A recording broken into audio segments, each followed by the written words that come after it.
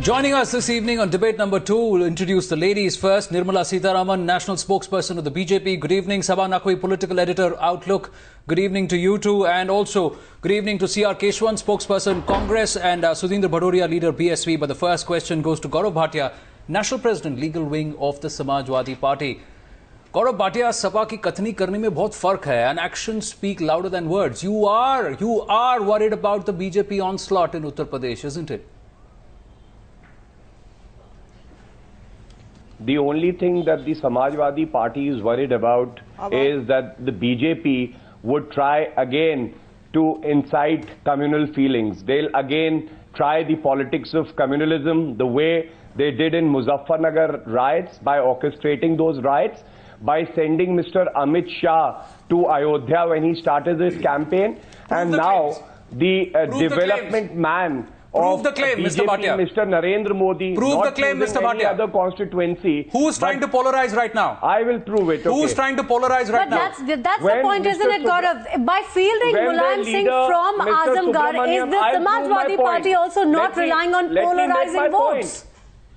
Is the Samajwadi Party also not looking to polarize votes by fielding Mulayam Singh from Azamgarh? Let me make my point. I request you, and you will get your turn as well. The point that I'm trying to make is Muzaffarnagar riots happened because of the BJP. The MLAs who were the accused in those riots were felicitated by the BJP. Amit Shah goes to Ayodhya and says that Ram Temple would be built here when the matter is pending before the Supreme Court. Mr. Narendra Modi calls himself the symbol of development, but he does not choose any constituency which is deprived of development. He goes for Banaras. Why? Because they want to send a message. There is this Hindutva agenda that they have, but it's a hidden agenda, and they want to talk about development. Who's responsible for the 246 incidents across Uttar Pradesh? Is everything because of the BJP? So Samajwadi Party government there absolves itself of all responsibility for the many lives that have been lost. 243 incidents. Who's communalizing? Who's polarizing? How can you point fingers at the other party Narendra Modi without holding yourself accountable? Apologized for the Godhra riots even till now. He is not spoken. Let's talk about 2013. Let's talk about Samajwadi Party. Let's talk about Uttar Pradesh. That's the point right now. I think Gaurav Bhatia, before you point fingers at the BJP and blame the BJP or Amit Shah for Muzaffarnagar, who's accountable for 243 other incidents? Who said that? Who's trying to polarize votes? The Muzaffarnagar riots. Why is Mulayam Singh fielding himself from Azamgarh? On a public platform said that. Why is Mulayam Singh fielding himself from Azamgarh? Gaurav, just explain that. Does he have the courage to say the same? What is the, you were talking about the agenda behind Varanasi. So what is the agenda behind Azamgarh then? Why Azamgarh? What is the specific agenda behind the choice of Azamgarh?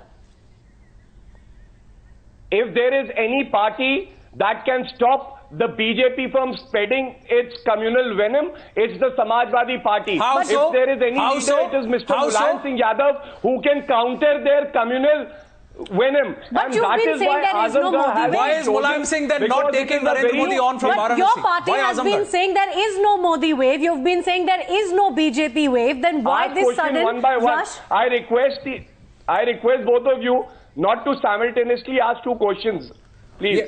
So go ahead, Gaurav Bhatia. I was only saying that if you pay attention, the 4 lists that BJP have released, I was going through them. There are 210 candidates that they have declared. Only 5 of them are from the Muslim community. And this has happened in the past also. Trying to polarize what again? we are talking about is a serious question of inclusiveness. Nirmala Sitharaman, please respond to that. Nirmala Sitharaman, please respond to that. Of minorities means communalizing the election, then you can blame us for that. We are talking about upliftment for the minority community, and their own list shows. No, but by profiling candidates along these lines, who is actually raking up the issues of, polarity of votes and communalism? Nirmala Sitharaman, please respond to what Gaurav Bhatia is saying. With due respects to Mr. Bhatia, he is pouring his heart out. If he doesn't take that I'm being disrespectful of his view, it was a diatribe. First they complained saying, oh, he is a leader confined to Gujarat. He can't even come anywhere outside. Now he comes to Uttar Pradesh and says, right, I contest from a place here. Then they say, oh no, you saw the way he's polarizing. He goes there and says, let us be very clear. We want to address the aspirations of all the population. We are not talking about any one community. And then we hear Mr. Bhatia looking into the BJP's list and say, how many Muslims? I don't think he should be spending time on these sort of things. Why shouldn't I question that? Nirmala Sitharamanji, this same thing happened in Gujarat. Out of the 180 seats, there was not even a single person from the minority community. If the attempt is to shut me up, I'll keep quiet. But I think when I have not interrupted when he spoke, pointing out a complete diatribe, I have not even stopped. Ms. Sitharaman, please make your point. I'll appreciate if you allow me to finish without interruption, and the anchors would please kindly enable the process. Go ahead, please. Go ahead, Ms. Sitharaman. Please make your point quickly. Yeah. See, the point is when you're talking about development for all, there's more time spent on looking into the BJP's list as to how many communities are represented and other things. We'll certainly do that after the exercise of the distribution of ticket is over. But the moment is, at this moment I'd like to ask, if after Akhilesh Yadav took over Uttar Pradesh, let us, even in the assembly, the number of riots which have been accounted for touches somewhere near 200. And there is this audacity of thought where they are saying, oh, Mr. Modi has not apologized for Godhra 2002. Courts are going through, everybody's spoken about it. And now, when the tenure of Akhilesh Yadav continues, with 200 riots, communal, small and big tension riots, having taken place, look at your own credibility and look at your performance. Okay, we're talking about Azamgarh now. Sabah Naqvi, we can come to you. This choice of Azamgarh, now, despite what the Samajwadi Party is saying here tonight, Sabah, despite what the SP is saying here tonight, is Azamgarh and the choice of Azamgarh not an attempt at polarizing votes? I mean, the Azamgarh has been a nerve center of minority politics even in the past. Everyone remembers Mulayam Singh asking for a judicial probe into the Batla House encounters where the terrorists that had been killed were in fact from Azamgarh. I mean, it's been a hotbed of minority politics, and by fielding the party supremo from there, is it not an attempt from the Samajwadi Party to polarize votes? First of all, just let me give you one geography. It is very important for you to understand that Azamgarh is less than 100 kilometers from Varanasi. Yes. Yeah. It is less than 100 kilometers from Varanasi. I also want to tell you the most important politician of the Azamgarh has been a gentleman who is a don with lots of charges against him called Ramakant Yadav, who has won repeatedly on SP and is now with the BJP. He is a don of that area. It is clearly there is a politics going on where Mr. Mulayam Singh Yadav has landed up in Azamgarh, which is something which I heard about from BJP sources that this is likely to happen. It's a very interesting tango that are you hinting at a tacit understanding somewhere, Sabah? Mr. Mulayam Singh Yadav is facing a credibility. I'm not saying they have an understanding. I'm saying they expect to play a communal tango, even though Mr. Modi will carry on talking about development. But I just travelled in UP. At the ground level, the cadre, there is a lot of Sangh Parivar cadre over there. I travelled to Gonda, Basti, Faizabad, Barabanki. I have done the journey between Varanasi and Azamgarh on every election, and I will do it now. It is a very interesting stretch of Uttar Pradesh. Varanasi has obviously been chosen because of the symbolic importance and the fact that it cradles Bihar, Uttar Pradesh. There's even some conjunction with Madhya Pradesh. It is the Kashi Vishwanath issue. Even though Mr. Modi himself will carry on saying, I'm only for development, it is to give people a sense of Hinduness. Similarly, Mr. Mulayam Singh Yadav is facing a huge credibility crisis. So he has gone to Azamgarh, which has been dominated by a criminal who has been... Well, he's batted for all three parties. He's batted for three parties. Samajwadi Party, BSP and also the BJP. Sabah Naqvi, as you're talking about Ramakant Yadav. But let's go across to Sudhindra Bhadoria. Is the BSP having a quiet laugh about it? Are you looking to score off the fight between the BJP and the Samajwadi Party, or have you already opted out of the race? Or are you worried, yes, that the anti-Modi vote is going to be split? I'm getting a chance after a long time, so let me just briefly say this. that both Mulayam Singh and Modi are different sides of the same coin. And let me tell you that if Mr. Modi is responsible for the Gujarat riots and the death of hundreds of people over there, similarly Mulayam Singh Yadav is also responsible along with his son for the over 100 riots, along with the most heinous and the most brutal carnage that took place in Indian history recently in Muzaffarnagar, where over 1 lakh people were rendered homeless. Both are now trying to, the city of Azamgarh and Banaras are adjacent to each other, fighting over there and trying to spread communal hatred in the rest of the state and across the North India is the design of these two people. Let me also say this.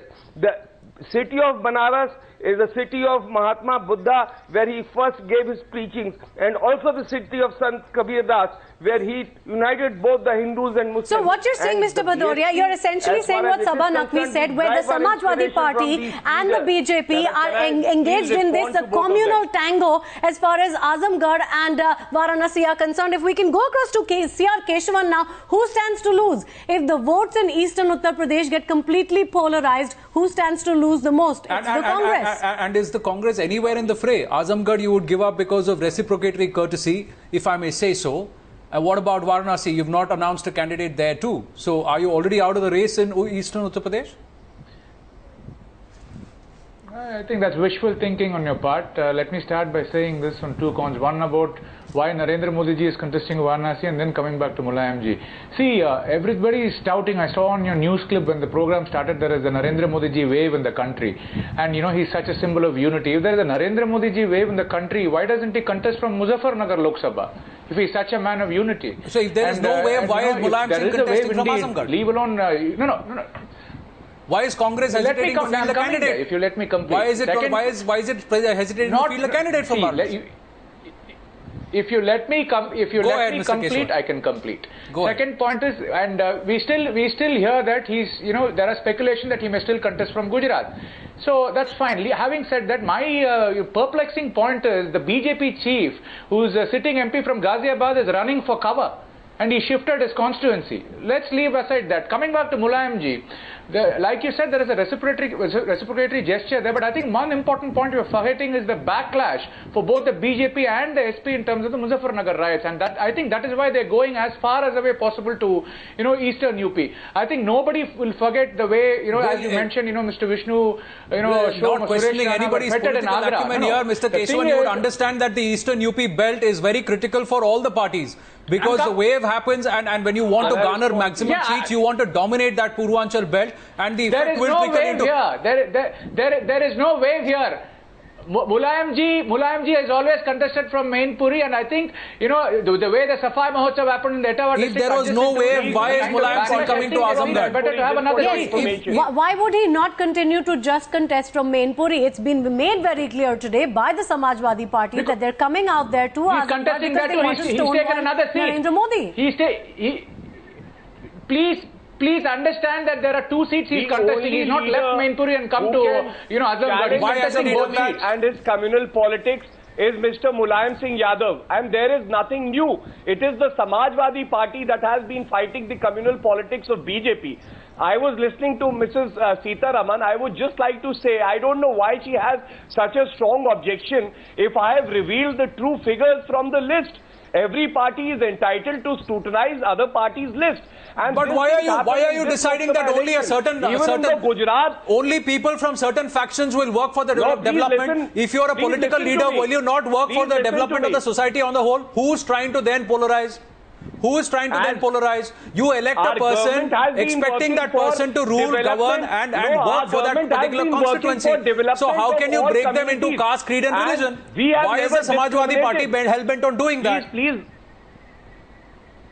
I'll tell you, the government has been working for upliftment of all communities and caste and religion It's not only about one community. But then when Gujarat elections came, you are making it about one community. Out of the 180 seats, not even a single person was minority. When it was UP assembly election, why are you bothered about what's happening in Gujarat? Why can't you set matters right in Uttar Pradesh first and answer the questions? 200 plus riots in 2 years' time. What is the answer that the Uttar Pradesh government has to give? What is the answer Samajwadi Party has to give? All that is brushed under the carpet. I will answer your question. Why should somebody go ahead and vote for Mulayam Singh and not given? Why should somebody go ahead and vote for Samajwadi Party for more riots, is it? I ask you the simple question. Yeah, I'll answer your question. Can I? Yes.